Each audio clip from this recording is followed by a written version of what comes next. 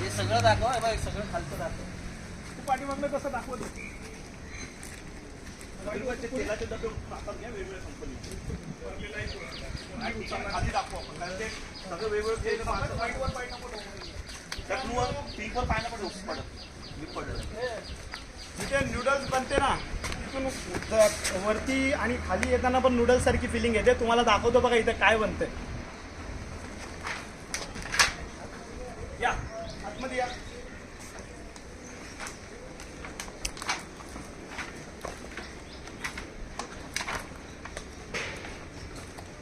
इथे बनत आहे अखंड नवी मुंबईमध्ये सप्लाय होणारी सगळ्या लहानांपासून ते वयोवृद्ध लोकांची फेवरेट असणारी चाऊमिन नूडल्स.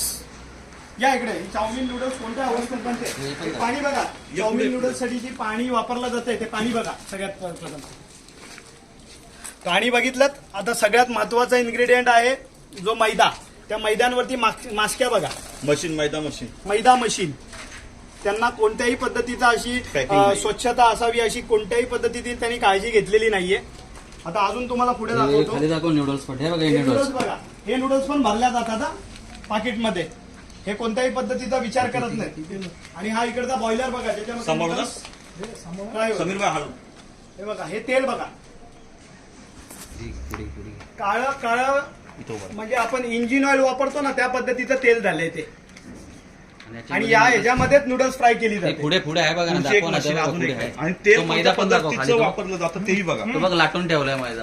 आणि त्याच्यानंतर ही नूडल्स जी मोठ्या प्रमाणामध्ये बनवली जाते ती इथं ठेवले बघा. ही अशी नूडल्स इथं पेरून ठेवलेली आहे. त्याच्यावरती कोणत्याही पद्धतीचा स्वच्छता किंवा हायजीनचा पण त्यांनी लक्ष दिलेलं नाही. सगळी मैदा पॅकिंग होती. पॅकिंग बघा. आतमध्ये नूडल्स तळलेत ना ते दाखवून इथून कंटिन्यू करू. ही पॅकिंग करायची जागा बघा कशी आहे. हे बघा. हे पॅकिंग होते इथे नूडल्स आणि तुळवले जातात पॅकिंग. आणि ह्या नावाने ही कंपनी कार्यरत आहे. आणि हीच कंपनी फक्त कामोट्यात नव्हे तर कामोट्याच्या आजूबाजूला जे पनवेल महानगरपालिकेच्या हद्दीत जसं नवी मुंबईमध्ये किंवा खारघर वाशीपर्यंत ह्यांचा माल जातो. आणि ह्या पद्धतीचा माल आपण खातोय. मग ह्याच्याने आपल्या जीवाला किती धोका निर्माण होईल आपण विचार केला पाहिजे. आणि अशा पद्धतीची गोष्ट असून देखील कोणत्याही पद्धतीची कारवाई अद्याप यांच्यावर झाली नाही हे आश्चर्यकारक आहे. आणि ही कंपनी आजची नाहीये. फार वर्ष झाली या कंपनीला. आम्हाला ह्याची आज तक्रार आल्यानंतर लगेच आम्ही इथं धाव घेतलेला आहे. आणि प्रत्यक्षात आल्यानंतर हा चित्र म्हणजे भयान चित्र आहे. खाण्यामुळे जबाबदार कोणाला धरायचं. शासनाला जबाबदार धरायचं. प्रशासनाला जबाबदार धरायचं. पनवेल महानगरपालिकेला जबाबदार धरायचं का अजून कोणाला जबाबदार धरायचं की स्थानिक काही लोकांना जबाबदार धरायचं. तर हे बघा. हा तेलाचा डब्बा आहे. हा तेल ह्याच्यामध्ये भरलेला आहे. वेगवेगळ्या कंपनीच्या तेलाचे डब्बे आहेत इथे. एक मिनिट म्हणजे तुम्ही कंपनी बघू शकता. इंडिपेंडन्स ऑइल त्याच्या खाली केपी ऑइल्स. इथं तुम्ही बघू शकता स्टार रिफाईन.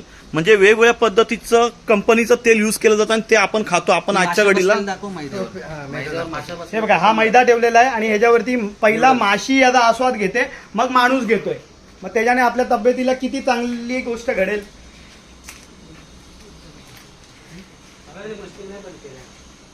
ते पळून गेले. ते पळून गेले. त्यावेळेला आम्ही इथे आलो त्यावेळेला जे इकडचे वर्कर्स होते ते सगळे त्यांनी इथून पळ काढलेली आहे. कारण त्यांना कळलेलं आहे की त्यांची चुकी आहे. चुकी नसती तर एवढा मोठा साम्राज्य घाणीचं साम्राज्य ठेवून ते पळाले नसते. तर ते गुन्हेगार आहेत म्हणून ते इथून पळ काढलेला आहे त्यांनी. पण आम्ही पण त्यांना सोडत नाही. कारण की सामान्य नागरिकांच्या जीवाला धोका जिथे असेल तिथं महाराष्ट्र नवनिर्माण सेना आवाज केल्याशिवाय राहणार नाही. आणि सामान्य माणसाला हे खाद्यपदार्थ चांगल्याच पद्धतीचं मिळालं पाहिजे. त्याच्यासाठी आम्ही सगळे महाराष्ट्र सैनिक जमलोय. आणि ह्याच्यावर जर कुठला चाप नाही बसला तर आज आम्ही 10 जण आलेलो आहे. इथे 200 जण उभे राहतील. प्रशासनाने कारवाई नाही केली तर आम्ही आंदोलन करू त्याच्या संदर्भात. या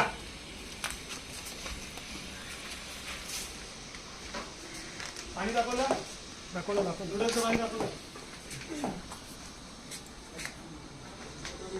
पुन्हा एकदा